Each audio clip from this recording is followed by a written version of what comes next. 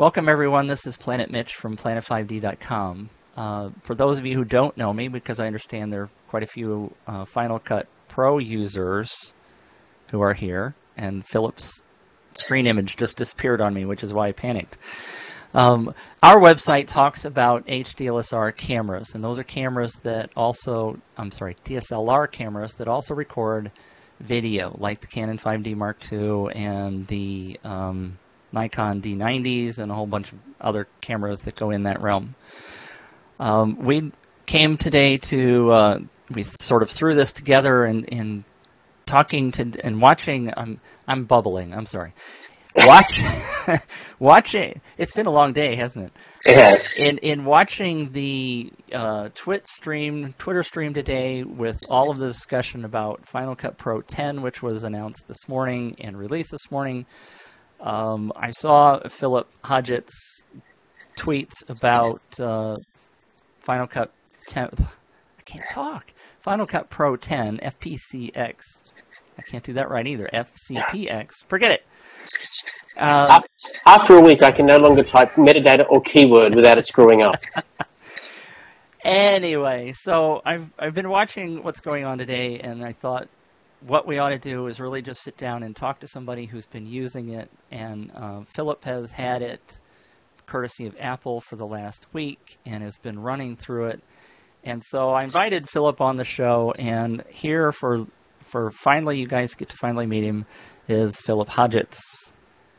And now everybody can see you, Philip. Say hi. Hey, hi. Yes, and it's an Assimilate Scratch t-shirt. Just to get the product placement in. By the way, you're working on a book, I understand. Let's get that product in there real fast. Yeah, I planned, ever since realizing that Final Cut Pro was metadata-based, I decided that I really need to write a book about Final Cut Pro and metadata. And I've been working on a general metadata book anyway. So I had about 10,000 words, really the summary of what I delivered for the Larry Jordan and Associate webinar on metadata. But I realized when Apple gave me access a week early that if I was totally absurd, totally stupid, and really did nothing else, there was a good chance I might be able to get at least the PDF version ready for this morning. And at 1:30 a.m. this morning, just 4 hours before Final Cut Pro 10 was released, I finished the book's cover, and the PDF version is now available from philiphodgetts.com. Great. And is that a freebie, or is there a charge? It's $4.95. Oh, my stars, that's going to break most people that are out there. Yeah, just go without one latte. You know, they spent all their money this morning on Final Cut Pro 10, and so now they can't afford your book. Yeah, well, it's only 10 times more, 100 times more expensive to get automatic Dux LMF export. So one or the other, your choice. Since there may be some people who don't have a clue who you are, would you mind giving us a little introduction about what your background is and why Apple let you have Final Cut Pro 10 a week early, please? I hate the question as what is it that I do? I do a whole range of things, and I seem to feel like a hat stand at times because I wear so many hats. I write on technology. I have had a fun time studying Final Cut Pro 10 for the last year, and I'll come back to that. But I also write for business. I have a book called The New Now, How to Grow Your Production or Post-Production Business. I have been a post-production workflow expert for some years. I've been talking about metadata for about a decade, probably a little bit longer, but I can go back 10 years and identify myself as a metadata guy. And also that I think I was once described as a one-man metadata think tank by Dan Green over at Workflow Junkies. So I've had the right background. I've been singing this metadata song for quite some time. And right this week, of course, Apple's joined in with a very rousing chorus of the metadata song. That's awesome.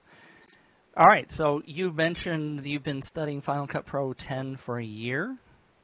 That's true. I started to look, I really probably got sucked in on this one about last May when Apple Insider did an inflammatory post that Apple were dumbing down to prosumer level Final Cut Pro for the next release. And I very quickly wrote a rebuttal to that, why what they probably saw doesn't mean what they thought it meant.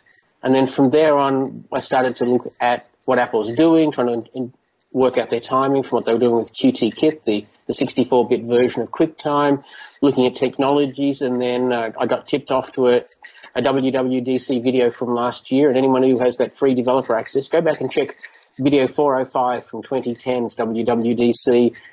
4.5 minutes into that video about AV Foundation, I stopped the playback and said, QuickTime is dead.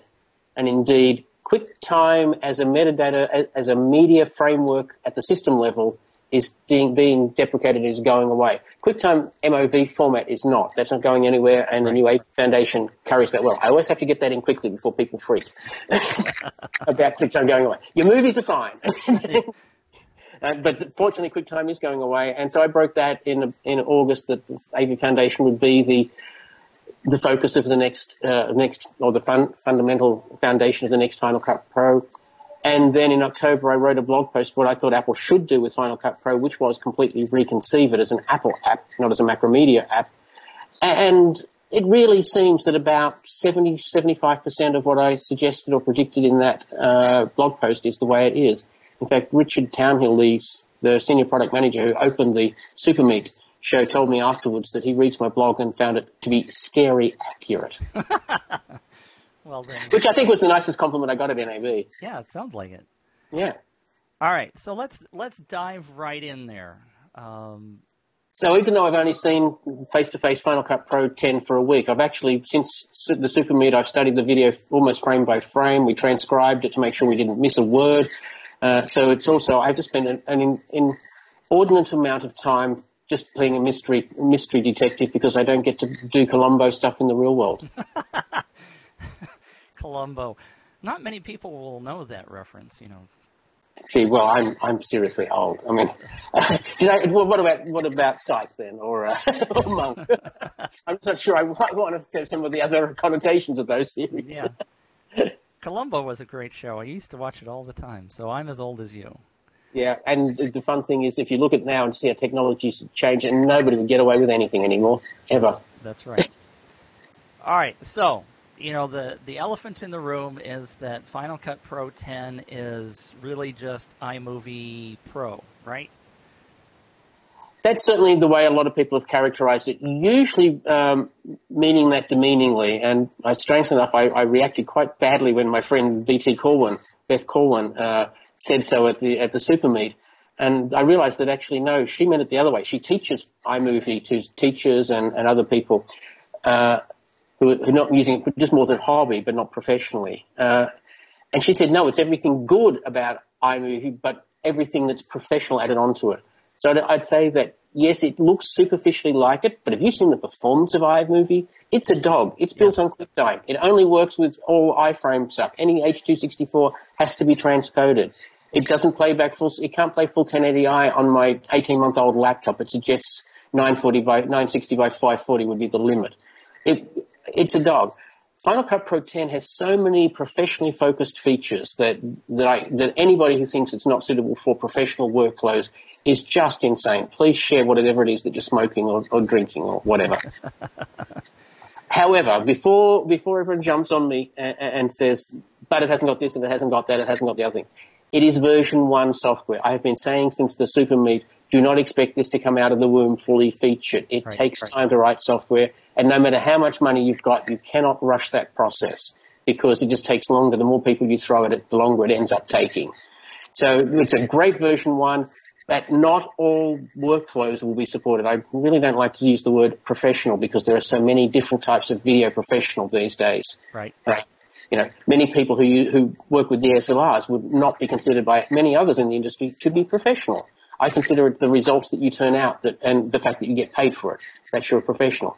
Do I want to cut a feature film or a high-end episodic television show on Final Cut Pro 10? Hell no. But I didn't want to cut it on Final Cut 1, 2, 3, or 4, 3 either. You know, just keep it in perspective. Do I think eventually they will get there? Probably. But if I had to recommend something right now, no, do it on Final Cut 7 or go to Media Composer or even Premiere Pro. They're all excellent choices. There's no bad choices anymore. Right. Well, let me throw in my little tidbit just to go along with that. My background is actually as a software developer. I was working for 32 years with a large airplane manufacturer, and I understand what you said about rewriting this thing from scratch. As many people as you throw at it, the old adage was, you can't grow a baby in 1 month if you throw 9 women at it, right? So, exactly. It's just not possible. But a lot of people, I think, expected perfection out of this, and yet I lived through the iMovie upgrade when it was switched over from the older technology to the new one, and that was sheer hell for a whole version. I mean, I think it was version 8 that was the new release, and then they went to version 9, and I guess most professional editors that I at least see tweeting on Twitter today didn't live through that, so they weren't expecting it. But I sure was, because we lived through that, and it was hell. And everybody kept a copy of iMovie HD on their hard drives, which I still actually have and periodically use, because iMovie 8, 9, and whatever just sucked for quite a while. So. I think that's exactly where we are today. The other thing about software development, and you probably will appreciate this, is if you have something that suits, say, 80% of your users right now, those people who have worked with non-tape sources, file-based workflows, delivering to DVD, Blu-ray, or the web, or using a bureau to go out to tape, those people have got a fabulous tool right now that is really going to make their workflow more smooth, more fluid. I have to say, Final Cut 10 has made editing fun for me again. Really, Final Cut Pro wasn't a fun tool, and Final Cut Pro 10 is, and it's just so easy to get a result. I find things that were 3 or 4 steps or 1 step. I have to, sounds like a fanboy, but I have to agree with Apple, and they say that they looked at what editors do every day, and what a large portion of their base does. Apple have promoted the fact that their tools are used in the high-end workflow, and I'm sure there will be feature films cut with Final Cut Pro 10 in a year or two. It just takes time to get those features together. Right. Even with Final Cut Pro 3, Apple warned Walter Murch not to cut Cold Mountain on Final Cut Pro 3. They said they would provide no additional assistance. And it turned out that they needed the beta of Final Cut Pro 4 with the multi-channel audio output to really get to audio output for that movie. Right. But it wasn't ready until Final Cut 4. And there are workflows that aren't supported in Final Cut Pro 10 version 1, such as multicam, such as OMF export, and strangely enough, such as Final Cut Pro 7 import. But we saw a utility from Automatic Duck today for OMF export, and I'm sure coming up right up is from either them or from Apple, a utility for importing Final Cut Pro 7 projects. I think it kind of makes sense to keep that all external. Because the two are so very different. And I would have to say, in my strongest advice, as in you're an absolute stinking idiot if you bring a project from Final Cut Pro 7 to Final Cut Pro 10 and don't expect problems. The media management, the media organization is different, the way the projects are structured. A conversion tool is seriously non-trivial, and it only is going to be needed for a relatively small portion of the user base and for a relatively short period of time. Right. Not to say that people aren't going to go back. So, it makes sense that that's a third-party opportunity for those who need it and therefore are prepared to pay for it because they're in a professional workflow that pays them money. As a note, Philip, I don't know, does that headset you have on, is it got one of the microphones in it? Yes, it should have. But it's probably gone underneath my shirt. Well, it's making quite a bit of noise, I believe. I'll move it back out. All right. There are a couple of people who have commented in the chat room about that, and it is kind of annoying. So the microphone would have been under the shirt. Sorry, aesthetics don't count anymore. Practicality and clear audio is always more important. That's right. That should be better. Cridler wants you to take your shirt off. Let's not go there. I'm a married man. Married a guy, but I'm a married man nonetheless. Well, that's just fine. So now I'm all off base. That just throws you, doesn't it? But then when the audience comes up with that, it's their fault. That's right. And there's still this discussion going on between these several guys, and they needed to stop it. So, knowing that, I guess it's kind of hard. You've been slapping people kindly, gently today on Twitter, like nothing, like no tomorrow. I have a sad problem, is I really don't suffer. People who aren't thinking logically, thinking clearly. Well, that's a frustration and part of me that probably I should change. But hey, at least I slapped them gently today. I haven't always. It seems to me that I guess I'm still kind of dumbfounded. I think sort of like you are, that people have. I mean, there have been people who have tweeted that they were planning on working on a project, or they're going to move project from 7 to 10, and they're just mad as hell that Apple did this to them. And we posted last week what Larry Jordan said, even though he sort of it was taken a little out of context. I wrote a blog post that said very similar. If you guys are planning on using Final Cut Pro 10 day 1, day 10, day 5 weeks, you guys are crazy. It's going to take you time to learn. It's going to be a totally different user interface, blah, blah, blah.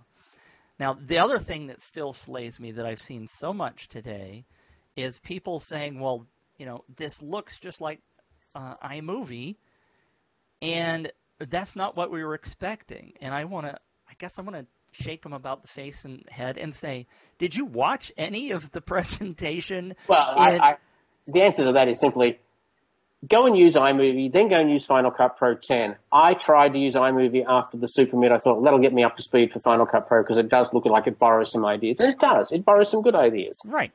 But I hated iMovie. I really just found I just didn't get very far very fast, whereas with Final Cut Pro 10, I immediately sort of plugged in my demo drive and brought in all sorts of different kinds of footage, and then started for a start, it was all in different folders, so I had keywords based on my folders automatically, so I had bin structures created for me.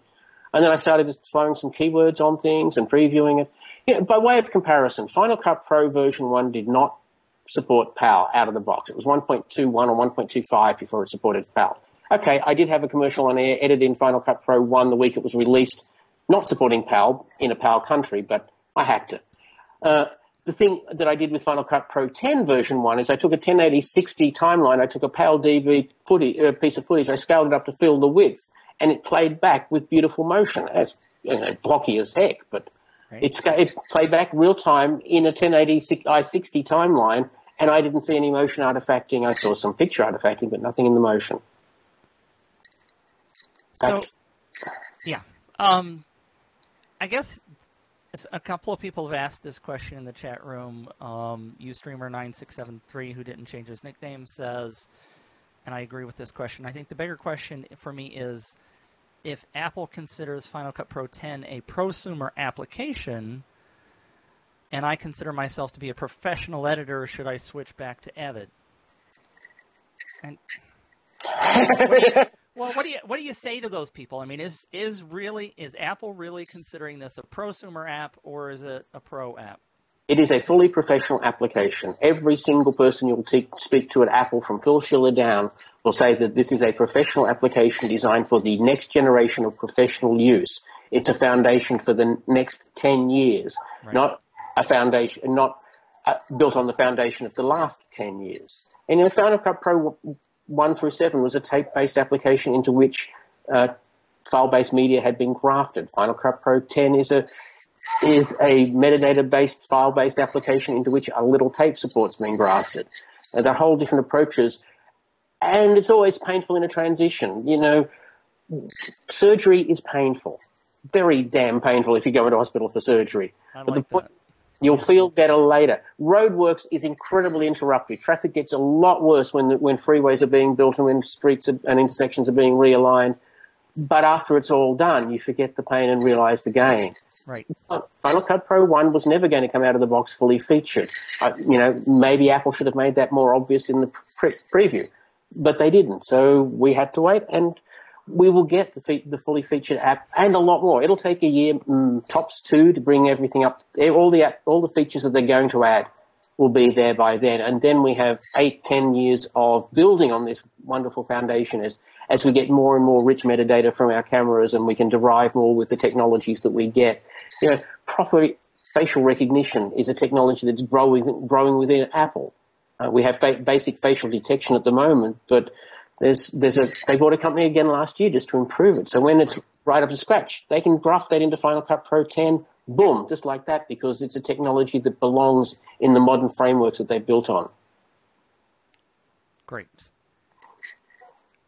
What do you think about, you mentioned a few minutes ago about the conversion from Final Cut Pro 7 project, bringing it into Final Cut Pro 10. Do you think that's going to happen? Do you think we're going to be able to do move projects from Premiere Pro over to Final Cut Pro 10?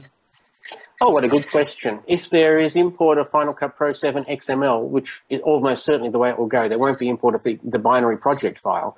But if there's import of Final Cut Pro 7 XML, then I would imagine that Final Cut Pro 7 XML exported out of Premiere Pro would come across with the same caveats that it currently has. Well, you mentioned that the XML import and export, which isn't currently there, which is one of the... And won't be there in the form it was. And why not? Well, because it was a kludge grafted into an application that was never designed to have it there. Okay. And the thing I see with Final Cut Pro 10 is that Apple have stolen, been inspired by every great idea in an NLE anywhere.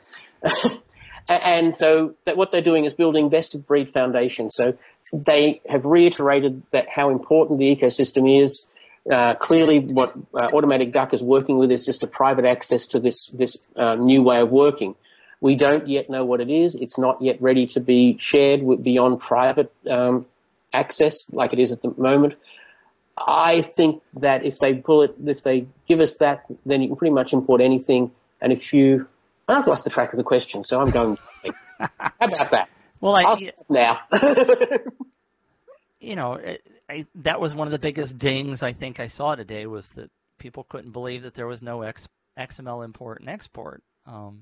But they did reassure me in my private briefing. These guys reassured me that the ecosystem is important, that there will be a way of doing it, just that it's not ready yet. Right. And they said there'll be lots of opportunity for you. And my feeling is that having rethought it and started over, they're actually going to do it as a best of breed. So we're not going to just get a lame replacement. We will get something that's designed from the ground up to give us the sort of access that everyone has wanted to a Final Cut Pro and hasn't been able to get through Final Cut Pro XML as it has been.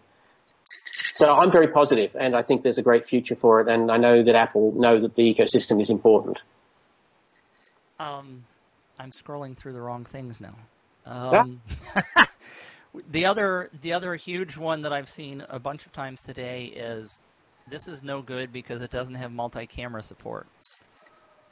Well, if you live and breathe multi-camera every day of the week, then it's no good to you at all, because in version 1, multi-camera support is not there. Again, they are re-examining the interface. They're trying to work out if the way they've done multicam is the best possible way they can do multicam. But multicam is simply a feature that's missing from version 1 and will definitely come in later releases. But if you rely on it today, you're out of luck. It's just not there today. It took, what was it, version 4 before we got it in Final Cut? Well, they expected to have it yesterday. Yes, but this is, I really want to go back and reiterate, this is a brand new application. It has 5 things in common with Final Cut Pro 7. The word final in the name, Pro in the name. It runs on OS X, it's from Apple. Seriously, that's all it has in common. Oh, it works with video. There are 6 things. Oh, okay. Other than that, it has nothing in common. It's built on a completely different foundation. It's built on AV Foundation, not QuickTime. It's built on all of these fabulous OS X technologies that Final Cut could not access because it's a Carbon application. This is a Cocoa application. Everything is so different about it that it's not that they drop stuff, unless you say they dropped them from a spec sheet, but everything has to be built anew. It's like, well, why build it the same way? We have to build it anew. And I'm sure if Apple, the other part of Apple, it's not the Pro Apps part, had Carbon 64 bits APIs as they had said in 2006 they would, and then retracted that a year later, that Final Cut 7 would have been the 64-bit carbon release of Final Cut Pro. But then they realized that late 2007, that they would have to rewrite Final Cut Pro from the ground up. And at that point, the decision was made, well, if we have to rewrite, as I wrote a year ago, if we have to rewrite, why not rethink as well? And I'm glad they did. It's the only company that can probably pull it off. If Avid tried to do this sort of thing to Media Composer, I mean, just look at what happened with the Smart Tools, and you'll get an idea if Avid try a radical overhaul of their interface and see how they go. Apple can pull it off because Apple's big enough to take the hit short term and deal with it and live with it long term for the long term benefit, just like Surgery and Roadworks. Is that also true for the current Final Cut Pro plugins that people are so avid about? Bad pun. Bad pun. Because they're all of them are 32-bit, right? So they have to go.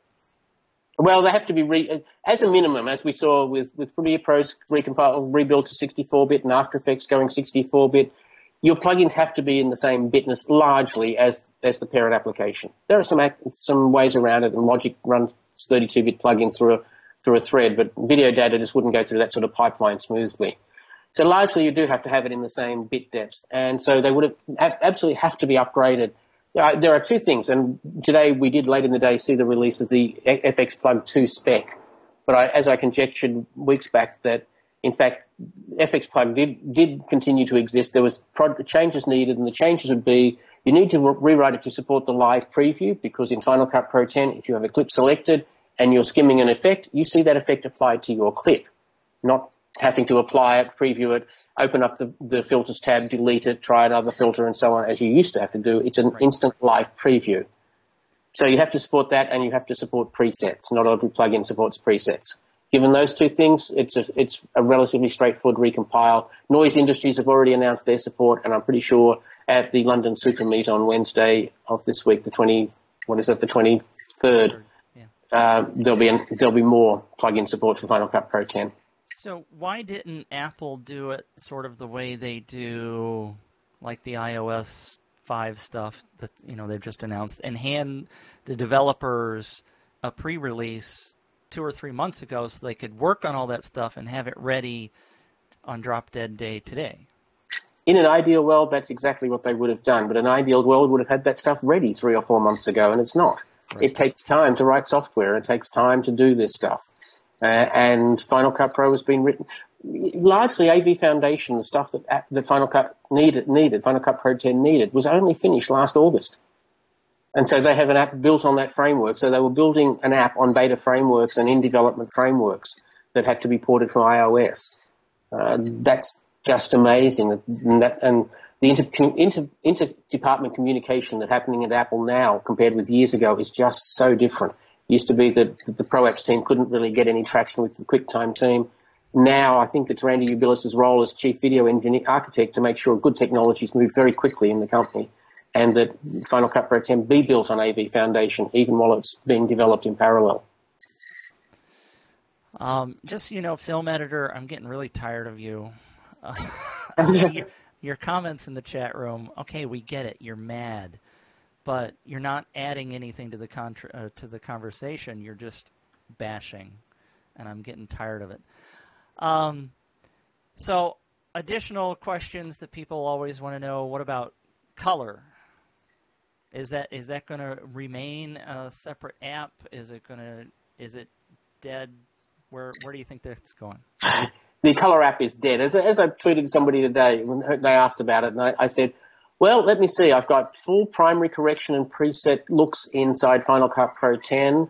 I can do unlimited secondary corrections based on either a tonal range or a mask I can create with Bezier curves, and I can animate all the parameters of those.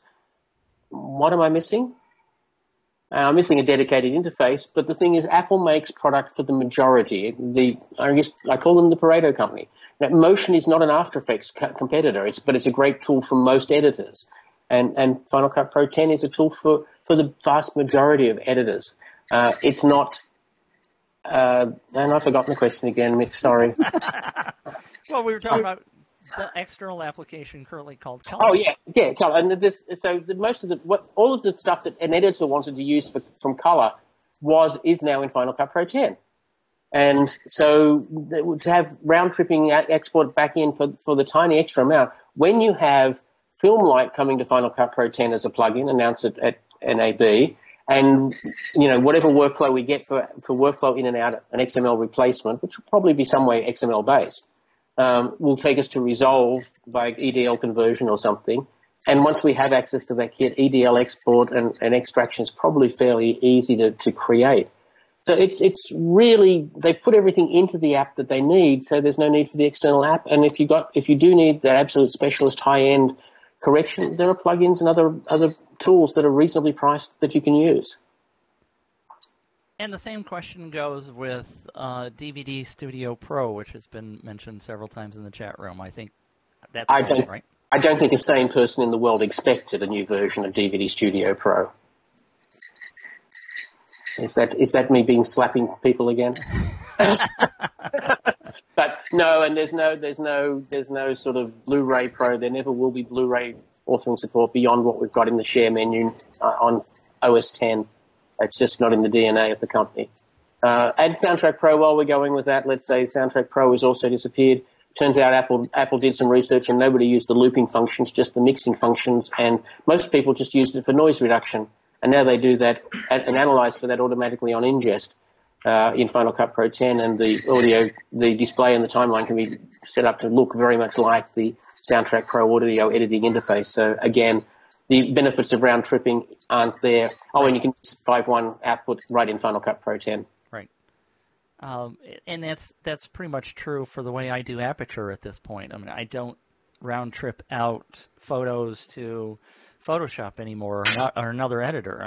Aperture has 95% of everything I need to do in terms of photo editing, so why do the round trip? I hate the round trip. Yeah. It's an excellent point. Ustreamer6777 says, how do you disable autosave? You can't, because the whole concept of save is gone. And why would you want to disable it? Yeah, to me it's been very hard this last week to not go Command S. Right. because I am used to 10 years of Final Cut Pro. But this is what will happen with most apps in Lion. As apps transition to the Lion atomic way of doing things, that means that every time you do an action, it's stored in the database. Borrowed, stolen, inspired by what was Avid Liquid. I mean, I remember the Liquid demo. Midway through the demo artist would pull the plug on Liquid and then reboot the computer, and it would go back exactly where it was, and Final Cut Pro 10 will do the same. That's because it's based on a database, or multiple databases, not based on just a binary project file that was very fragile. And I think the question that comes out of that, which we had a discussion in the Planet 5D chat room this afternoon, is, do you get to the point where, I mean, for example, I've got too many things going through my head. In Photoshop, for example, you've got the stack. I don't know if that's the right word. I can't think of the right word, but there's a stack, an undo stack kind of a deal. Mm-hmm. And as far as I know, that's not in Final Cut Pro 10, but you can undo all the way back to where you were at your last save, right? That's my understanding, yeah. And and a history palette is or a history window or pane is something that could be added in the future. It's the foundations are there, but it's like, well, yes, but that's going to take time and it's not core functionality. We perhaps should write OMF export before we do that. Well, I'm sort of wondering if we're not going to get to the point of what Steve talked about with Lion, in that there's going to be versioning, right? So you could say, I've got this version of my movie and I love it, and then I'm going to do some additional edits to it, and you could throw all those edits away or keep parts of them. And I think in answer to the guy's question about the autosave is I think that's where we're going, right? Yeah, I agree. And certainly versioning. Final Cut Pro 10 feels like it's ready for Lion. I don't think it's a purely Lion app, but it certainly has stuff about it that feels very Lion ready, and certainly the autosave. So if they implement online, they can implement versioning. That would be awesome. Right.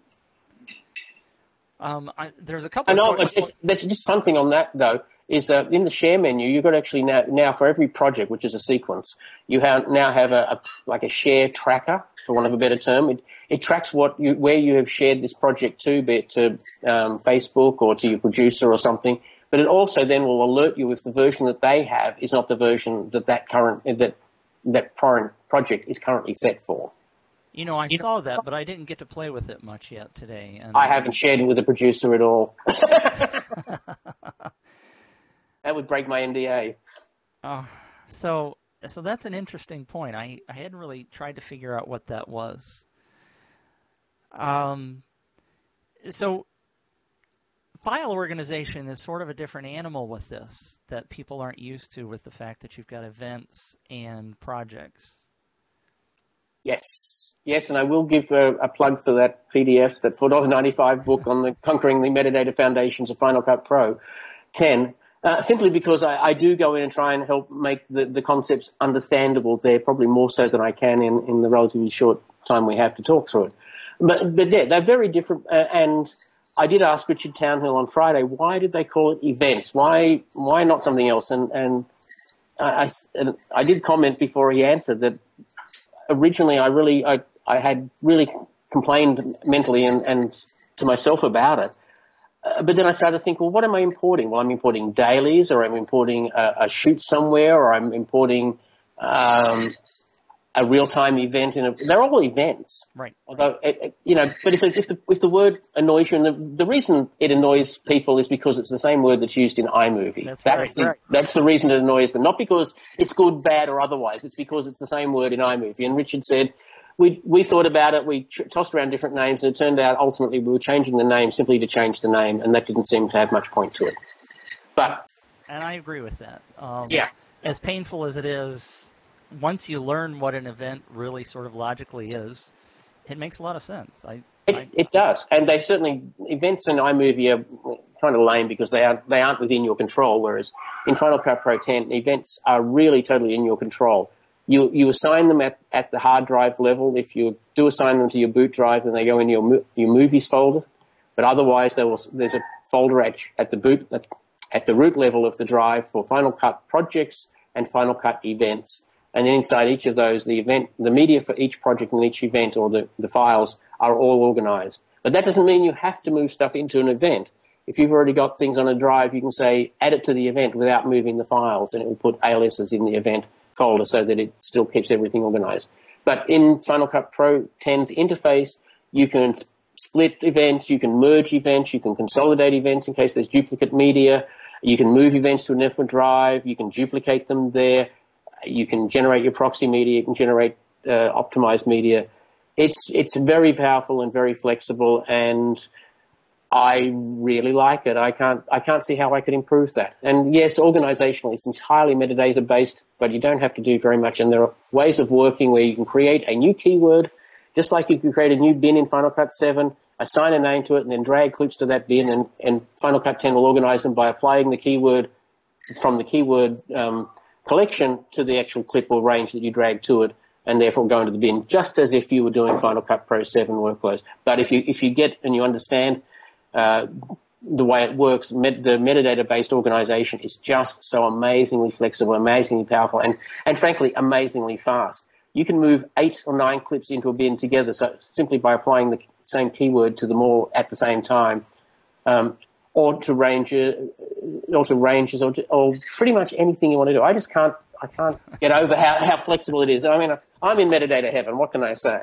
Well, that raises an interesting question to me, because a lot of people have dinged Aperture, for example, because it sort of takes the idea of file management out on my hard drive away, although you can still manage where your things go. I mean, there are going to probably be some people who are going to be mad as hell because they can't do that. They have to sort of think more in a metadata way, and that's not going to be the way they like to think, and therefore they're going to say Final Cut Pro 10 sucks, right? They may, but seriously, thinking in a metadata way, even if you don't want to get into it, you just want to put clips into bins, really, it feels, you'll change the specifics that you do, but it will feel exactly the same way. If you want to take all the full powerful of it and make smart collections, then that's even better. Right. But you can use it at a very basic level. And as for the abstracting of the file system, I think it's very, very clear in line that the direction that Apple at least are going, and I think we see the same from Microsoft with Windows 8. that the file system is being abstracted out of the way. And frankly, I think that's a damn good idea, because I've looked at a lot of Final Cut Pro systems over the years, and I have yet to find any outside of those from a very narrow group of people that are well organized. And these are people who edit professionally every day of their life and do nothing else, and yet their media is not well organized. So I think a little forced media that organizes things along event and project bases would be a good thing, and something that most people will benefit from, even those they're an occasional person that hates it. And really, if you know what's going on, you can manage it at at the Finder level. It certainly wouldn't be recommended.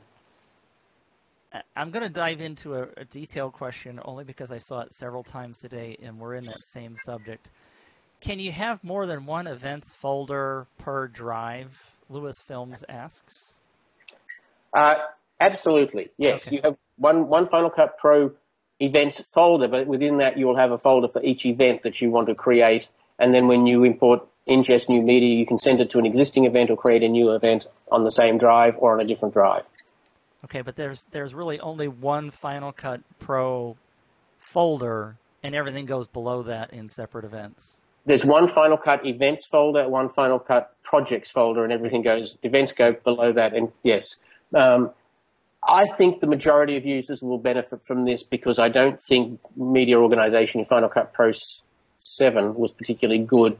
If they could have made it project-based, I think they would have before that. And this time they have made it event or project timeline-based, and I like that. There are so many questions coming in, and I apologize. I'm probably missing half of them.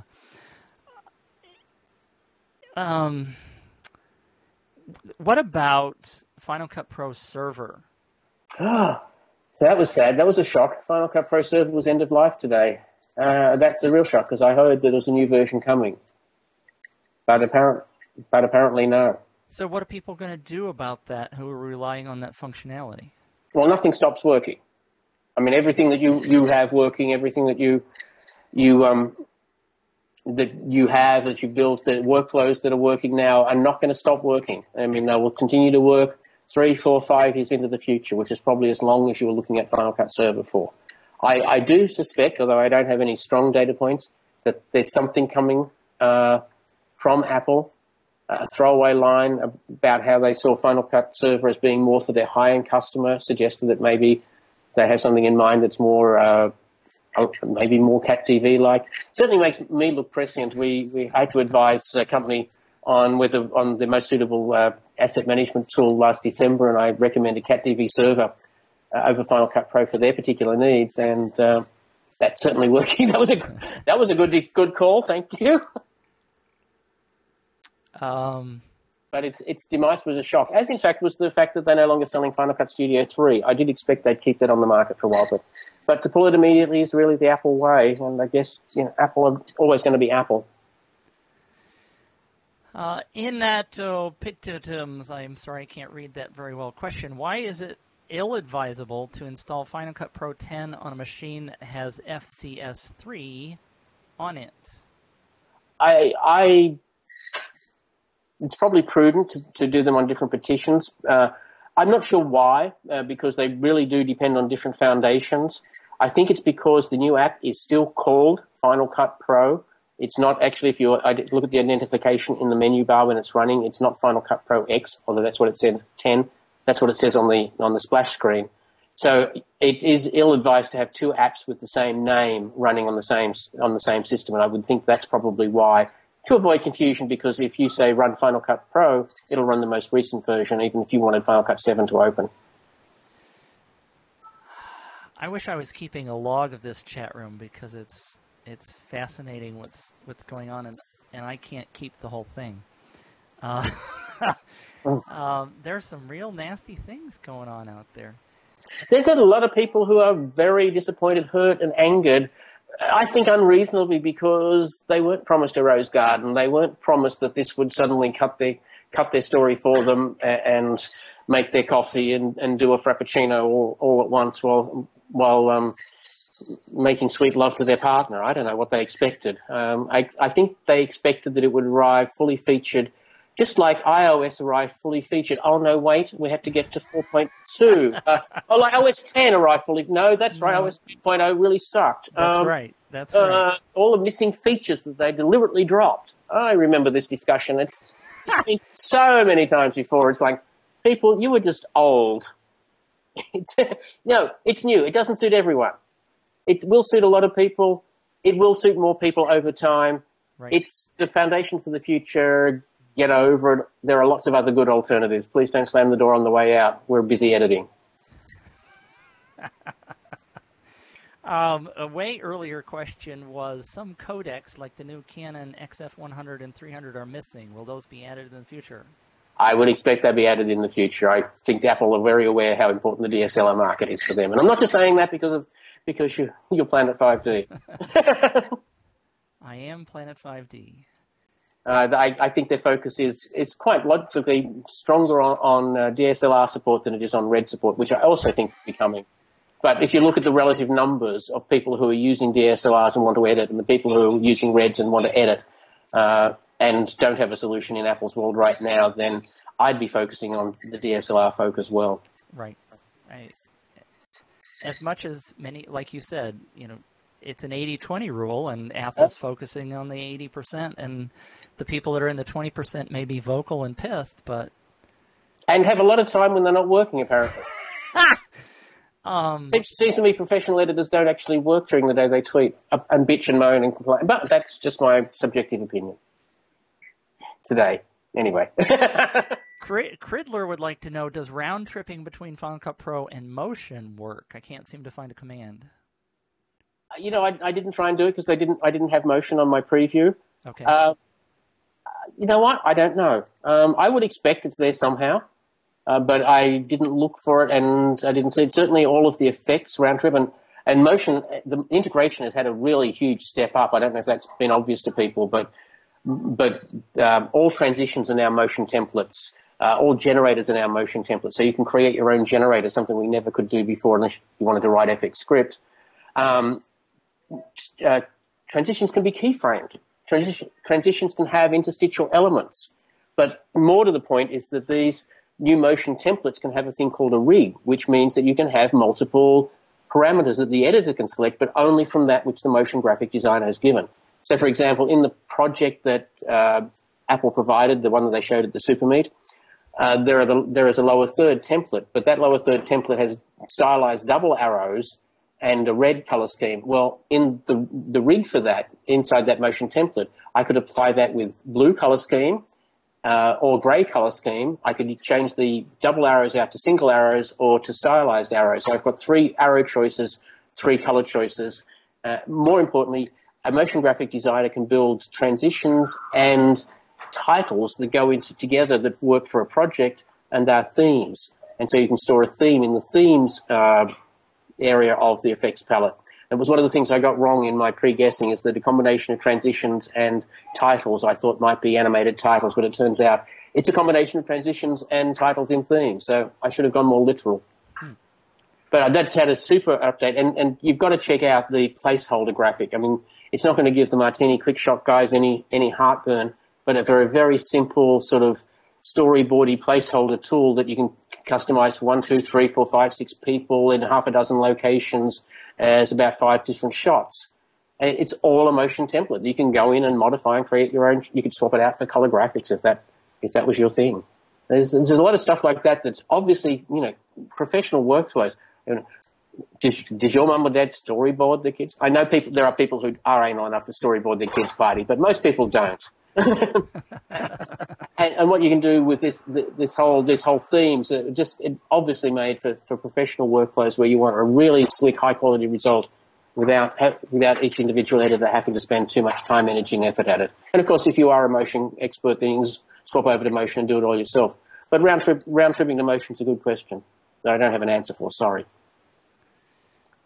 I'm just having a grand time reading this chat room. Somebody earlier said this chat room is going to make me swallow a shotgun barrel. The internet is a horrible place. I was laughing earlier. That's why I copied that and saved that one because I love that one. Barple asks a question, how well is the Aperture library integrated into Final Cut 10? I don't have an Aperture library I had an Aperture library. I didn't explore it that deeply, but certainly I did make the right call in that the library button, the image library button, opens access to both iPhoto and Aperture libraries that live update as well. You don't have to quit and restart before you get an update. I saw at least albums within the Aperture. I'm not sure beyond that whether it was fully searchable. Probably was. Search is everywhere in this app. The answer is that it is there. I was trying it earlier this afternoon. That was just a plug question. The problem I had, though, and I was trying to get somebody to help me in the chat room, the Planet 5D chat room, was that they could drag images out of the Aperture library or the iPhoto library, but I couldn't, and I could never figure out why. So you don't drag, you double click. Oh well, see, that's the problem right there. Double click wherever your playhead is situated in your project, your timeline. That's where the still will be added at whatever duration is in the presets. See, I'm too married to Apple because that's the way you do it in Apple. Is you just drag the image over. Yeah, for some reason you can't drag images from those libraries to the timeline. You can't drag the placeholders either. You double click them, you double click it, or use a keyboard stroke for that one. Should have thought of that. I wanted to drag too. Don't feel bad. So Faisonda asked a question that I think a lot of people would like to know. What happened to doing chapter markers for making DVDs? What happened to DVDs? I think it's just an indication of the changed focus at Apple. You would have to add your chapter markers in Compressor. Or in DV Studio Pro, which is still going to work. And that's the answer that I read several other places. So you rock. You agree with other people. Yeah. I mean, in Apple's mind, optical media is dead. I'm sorry, but, that may be premature and not everybody is in beautiful, glorious bandwidth for downloads, but in Apple's world they are. And I'm afraid, we live in Apple's world or we live in somebody else's world. Okay, you're a metadata guy. Redis asked a question half an hour ago, and I saved it. Do tags live with clips? I don't honestly have the answer to that. I was told by one person that they did, that they lived within they certainly are saved as a reference from the clip. I'm not sure if they're saved into the media file. So that's why I was drawing that distinction. Certainly all of the metadata from the camera is all saved to the media file. It's all stored there even if you do a transcode with AV Foundation metadata. If the keywords you apply to each clip, apply universally or stored in the media file, that I don't know. That would be a neat trick if they'd been able to do that, because I'm not sure how you apply range-based metadata to an entire media file. Right. I guess in some sort of metadata dump inside the file, you could probably do that. But I'm talking out of the top of my head, so I will always tell you when I'm confident and when I'm not. If I know something. I'm sorry, that would seem to be rather difficult in my book. As an old-time software developer, I would tend to think that information is stored somewhere in the project itself. I would think so too, in the project database, and I did confirm that it is in fact core data based, and it's an SQLite 3 for those who care. Not that you should be accessing the database directly. That would be very bad. That would run the risk of corrupting the database. That's why we have SDKs, so that we have safe handling of database entry. Thank you. And so that the implication on that would just to make sure I understand, because I'm not as deep into Final Cut Pro as many other people who are in the chat room. If the tags and the metadata aren't within the media file, then if you moved the event to a different machine or you shared it with somebody, it would not live there. You'd have to share the project. If you move the event, which is of course all of your media and the metadata associated with your media files, then you can move that in its entirety with all the metadata tags, etc., smart collections intact to another location, to another drive. Okay. And if you just simply unmount the drive, that had both your library and project on it and moved it to another Final Cut Pro 10 system, plugged it in, the event library and projects would appear in the relative places in Final Cut Pro 10 on that system as well. Okay, so an event has its own metadata. I said earlier the project, and in reality, the project has its own metadata, but the event has its... If I complained about event as a word, I really hate the reuse cycling of the word project, because there is nothing that approximates a Final Cut Pro 7 project. Final Cut Pro 7 projects were all of your references and to your media files, all of your clip entries and everything, and all of your sequences. In Final Cut Pro 10, the event contains the media references, your smart collections, your keyword collections, all of your tags, all of the access to the other file-based metadata. And there are two quite distinct metadata areas within Final Cut Pro 10, by the way. There is the browser metadata, and then there's the metadata that is available in the metadata views area, which is not searchable. So that stuff is saved in the file, but all of the event-based stuff is saved in the event. That's all your clip and media. Once you start editing, you create a new project. A project takes the settings from the first clip that you drop in, or you can manually set them to within common video standards. It doesn't appear that it supports non-video standards, although you can put one clip in, have the timeline change to that setting, and then sort of throw anything into the timeline, and it will conform to the new project. And projects are also saved separately. So you have a project state. Inside the Final Cut projects folder, there is a folder for your event, and then there is a current state file within that folder that is the current state of your project. And if you shared that current state or that folder and its current state file to another system that had the same media on it, it would immediately connect to that media. Wow. That's heavy. Yeah, that's just the sort of stuff that was fun working on in the book, and it's really simple. It's really straightforward once you understand it. I keep wanting to say grok all week, because Richard Townhill used it with me on the phone last week and said, "I'm glad you're grokking the interface." And I thought, I haven't heard grok for years, and now suddenly I can't get away from it. Darn. But yes, but it's. I like it. Once you do understand it, once it sort of clicks in your head and it makes sense, it's really so flexible and so powerful that I can't believe it's also so simple.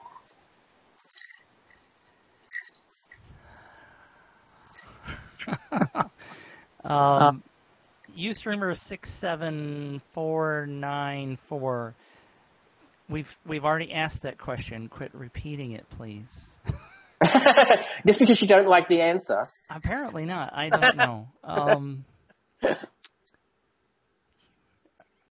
You guys are paid by Apple, aren't you? Is one of the comments that I wish. Oh God, when was the last time I received a check from Apple? It was something like about 2002, 2003, and they bought a bunch of the Pro Apps hub on DVD to distribute. That was 2002, something like that, 2000, maybe the latest 2004. But as for any of this, no. The only concession I got from Apple was a private briefing last Monday, June 13th, just 8 days before, not quite 8 days before it was released, and a loaner computer so that I would have a good experience. It's a 4-core i7 17-inch laptop, and it was a pretty good experience on that laptop. I plan on getting it on my own laptop really soon, which is a 18-month-old one. I expect it to perform fairly well there too. I get nothing from Apple. This has just been, to me, as I said earlier, I don't get to play detective in the real world. A couple of times I've got obsessed with something, like with Media 100 and the 844X Pegasus project. I did exactly the same thing back there in 98, 99, 2000. And really almost completely predicted their actress from the data points I could predict. And the same thing's happened with Final Cut Pro 10. There are public data points if you don't have a life and you keep looking at them. I apologize. The scrolling thing is killing me. Cinemat asks, are plugins like Magic Bullet and Plural Eyes a thing of the past? I don't expect so. Remember, these are two completely different types of plugins. Magic Bullet is an FX plugin, and I think we already mentioned that FX Plug 2 specs SDK was released today. So I would expect that it's just a little bit more effort from Colorista, and that support would be able to be ported over to Final Cut Pro 10. Pluralize, on the other hand, is a workflow tool, like our tools are at assisted editing. This will require waiting until Apple are ready to give us access to the workflow tools, SDK, or whatever they're going to do for that, at which point I'm sure Pluralize will be able to work just as well. I should note, though, that Pluralize is really designed to synchronize multiple cameras, and it can make multicam clips for Final Cut 7. It obviously won't be for Final Cut Pro 1, but it can still make a laid out timeline with some effort. And but people also used it for synchronizing double system, and that based on audio, and that is built into Final Cut Pro 10. So that use of Pluralize probably is defunct. But the main use of Pluralize as synchronizing multi-cam clips on audio will be valuable to people, and I'm sure Bruce will port it over to Final Cut Pro 10 as early as he can.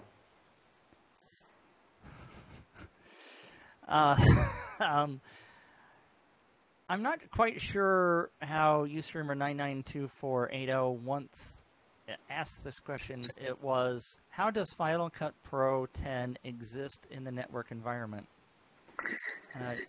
I think he probably means about shared storage networking rather than sort of on just a commercial corporate network. I don't think version 1 is ready for SAN use. Apparently, you can't really create an event on XSAN at this point. So I think it's shared storage. If shared storage is important, then Final Cut Pro 10 is probably not for you. Version 1. Now, of course, Apple are aware how important that is overall. They do have XSAN as part of Lion Server, so the cost of XSAN has dropped dramatically, made it much more accessible. It would seem to me to be simply a matter of time before some sort of shared access to events was possible. But I'm not the engineer responsible, and somebody at Apple is probably listening to this and shaking their head and saying, "Oh, he doesn't know what the hell he's talking about. The problems with doing that, oy vey," or something like that. But I don't know. I'm not involved with that, so I don't really know how easy it is. But I certainly know it's important to Apple, and it would be something they'd be working towards. J.R. Slims would like to know, when do you predict the first update? Fairly quickly. The whole idea with the App Store and the recent changes to Sarbanes-Oxley means that they can give you updated downloads regularly. They don't have to wait for 2-year cycles. So the idea is to get it out in the marketplace, and then keep adding features at least twice, maybe more per year. So I don't think I'm going to predict. Maybe the first release is going to be sooner rather than later, but within 6 months.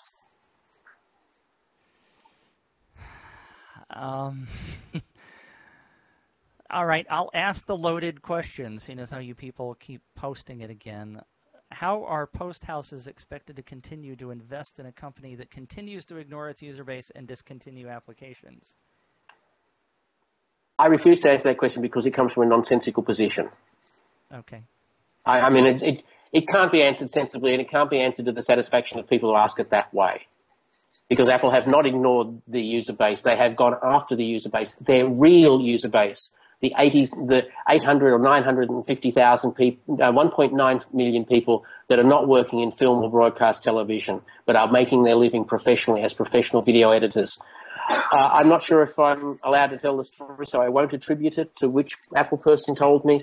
But when they realized that they had to not only rebuild, but they decided to reinvent Final Cut Pro 10, they went to the BBC to find out what their requirements, what they would need. Right? They consulted with people along the way, unlike what people believe. And they were surprised that the people they consulted with in the professional editing department at the BBC were contemplating using iMovie because it was so much faster to get a result. And I suspect that was a little bit of a, what? Say what moment for Apple and for the Pro Apps team. And certainly Final Cut Pro 10 is apt to get a fast result.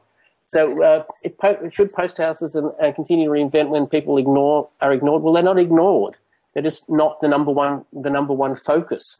If you want a tool for a big post house, Final Cut 7 or Media Composer. Final Cut Pro 10.1 is not there yet, but that doesn't mean you don't stop investing. Just simply make investment decisions that are wise at the time. Nothing stops working when it's discontinued, Many people are still using Shake 2.5, 3 years after it was discontinued and price dropped.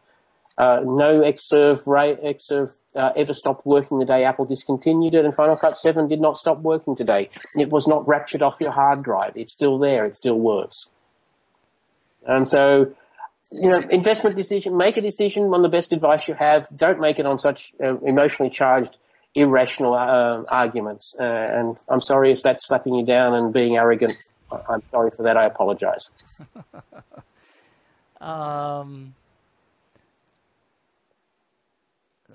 In the middle of all those questions, do you have any information regarding Thunderbolt peripherals coming sooner in development, and how will those integrate with Final Cut Pro 10? There is no direct connection between Thunderbolt and Final Cut Pro 10. I mean, it's a storage connect, and if you have a drive connected by Thunderbolt on a Thunderbolt supported machine and a Thunderbolt supported drive, that will be a fine place to put your event library or libraries. As for the hardware, I'm not the guy to ask for hardware. I've got no good data points on hardware. I understand from what I read across the internet that the suppliers of the Thunderbolt chips are still not at where they need to be for commercial exploitation, and that's what's holding up third parties like Promise and other developers. Obviously, they want them out as soon as possible. Apple want them out as soon as possible. It makes their Thunderbolt-equipped laptops, and if the rumors to be believed, the new Mac Pro and new Mac Mini are going to be Thunderbolt-equipped as well. So as soon as they get the chipsets, they'll be there. When that is, I don't know. I'm as impatient as anybody else.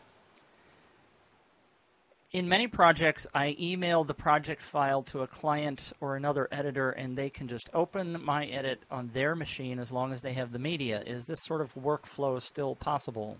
Absolutely. I alluded to it. On wherever you assign your project file to, we'll have a folder called that the root drive, or in the movies folder if it's on your boot drive. At the root level of any drive, there will be a Final Cut projects folder. In that will be my project name folder, and in that project will be current state project dot something. Right. And if you email that folder or even that file, I mean, I would do the folder because the same file name is in every folder. That's easy to get confused, hence the different folders. To a producer, and they put that in an appropriate location within the Final Cut projects folder somewhere on their system or on their external drives, then they will connect immediately to the media. And if you have multiple sets of the media, you can tell the project which version of the media you want it to connect to. Some good questions coming in here in and around the trash talk. If you have experience working with the the FX Plug 2 SDK, will some plugin developers have a big job in creating new versions? I think we already covered that just briefly. They need to obviously recompile for 64-bit, and they need to make modifications to support presets within the Final Cut Pro 10 interface and to support the live previewing. Obviously, both those things will require some change. I don't think it's a huge change. Noise Industries have already announced new plugins that work with Final Cut Pro 10, and we'll see more tomorrow at the Super Meet. Lewis Films would like to know, how does one cut a music video in Final Cut Pro 10 with magnetic timeline? I'm not sure I understand why it would be difficult. Yeah, because you would simply lay down an audio bed connected to the first clip, which could be a one-frame black clip, a gap clip as it would be called in Final Cut Pro 10. Then that would connect the audio down below that, and that would run right through to the end of the music video. Then you would simply cut your video in your main timeline. And if you lift a clip out, fill it up with gap instead, then replace it with another clip, so your timeline stays the same duration. Lift, clip, and gap is a keyboard shortcut and a menu item. Philip, if you could update Final Cut Pro, what would you add in right now? That's a good question. If I could add, I would probably add red support right now. So if there was a missing feature that I thought that people would be clamoring for, it would be native red support. I would also probably say native OMF support, but really Automatic Duck has stepped up for that. And again, I think Apple are making the tool, the 80% tool, and some of that 20% will be covered by third-party tools only. Right. And yeah, I know that sucks, but should be built in, blah, blah, blah, blah. But if you need the workflow, You can either stick with what you got that's working, or you can pay a little bit of money. And if you're a professional, you pay for your tools. If you're not a professional, use iMovie.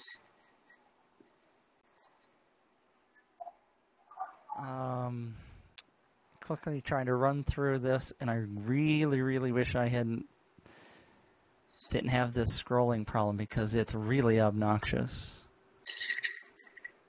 And I think that's part of I'm seeing questions repeated a whole bunch, and maybe that's because of the scrolling problem I'm having. So, because somebody just asked the same question I just asked.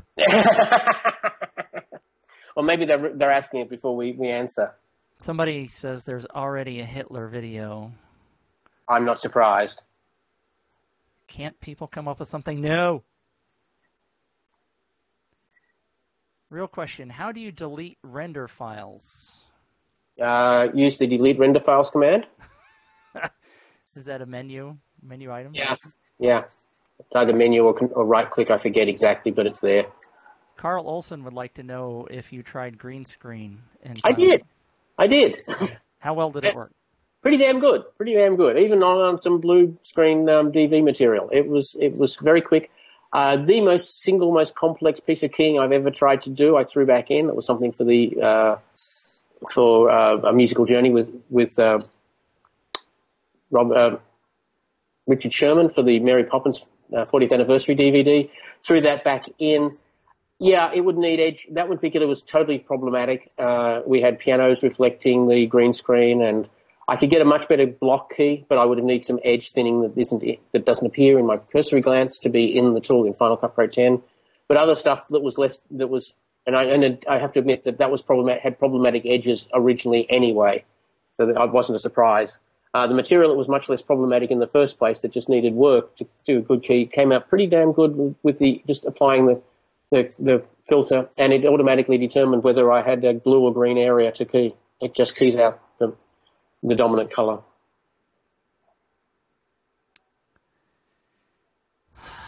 The scrolling thing. And no doubt we'll see third parties, update keying plugins to fill in some of the gaps. It's a good general purpose all-round keying.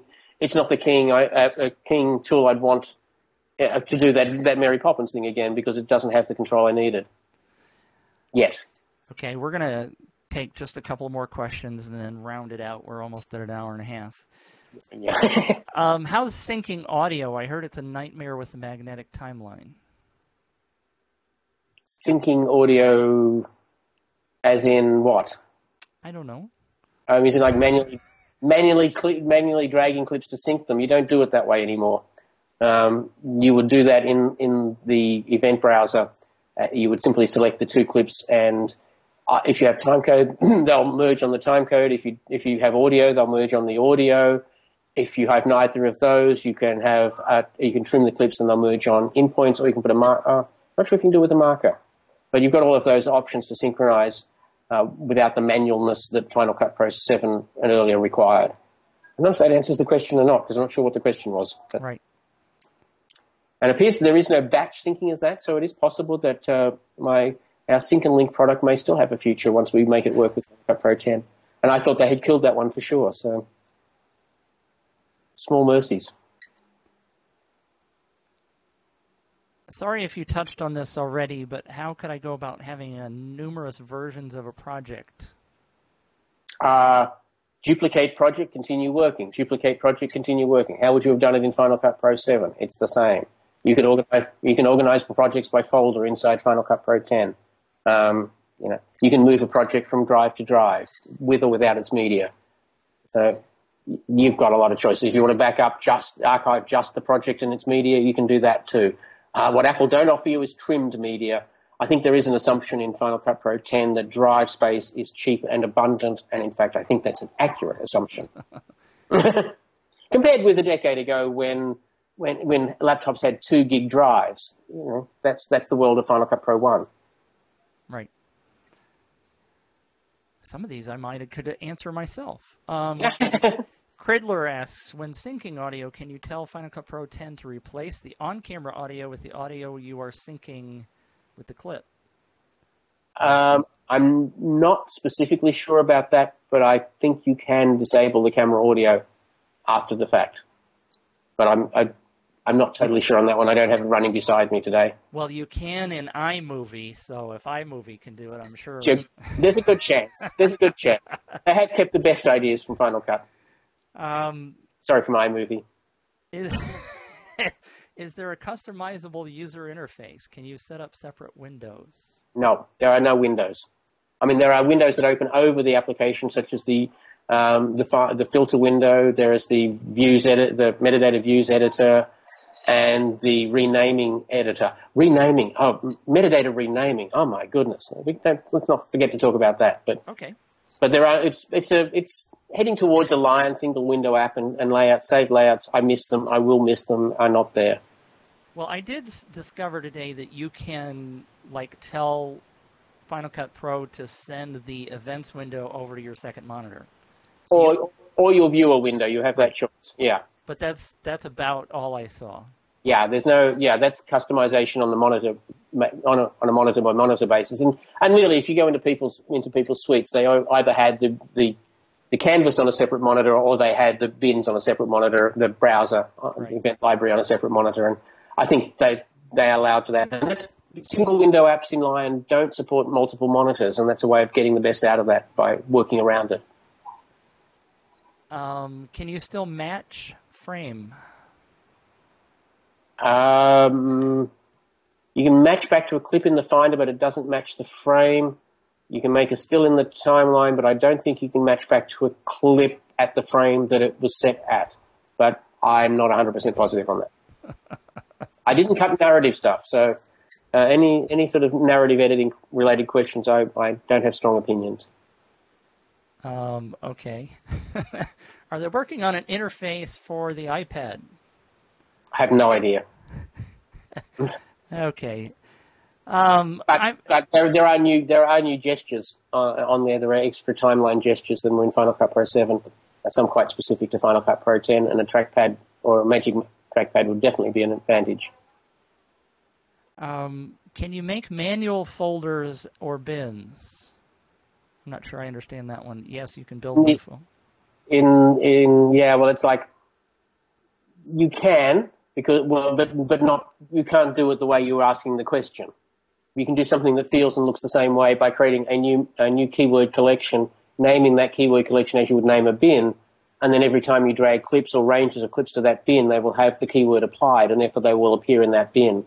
But it's still purely metadata based. There is no, in fact, although you can create folders for organization within your event library, the only thing that you can put into those folders are keyword collections or smart collections. In fact, that's the only thing that ever appears in the event library, the collections and the events and the smart collections. The individual clips only appear in your browser, and you can't drag them from the browser into a folder. You can only move the keyword collections.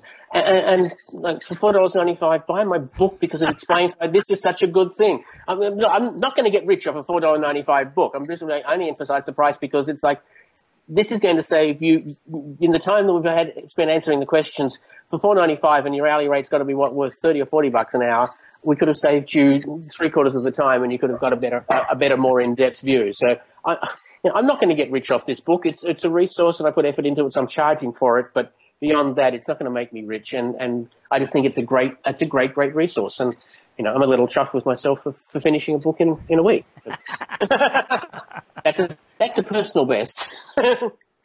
All right. And on that note, I have pasted into the chat room, for those of you who are interested, the URL for Philip's book. Please go out and buy it because he's been great enough to put up with us for the last hour and a half. Thank you so much.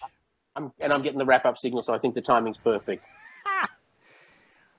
That is Philip Hodgetts from philiphodgetts.com. You can get his book at the URL, which I will post in this link, as well as on the blog at planet5d.com. Keep an eye on planet5d.com because we will have more interviews coming up in the coming weeks with film editors as well as filmmakers and all sorts of other HDLSR fanatics. Philip, thank you so much for being with us today.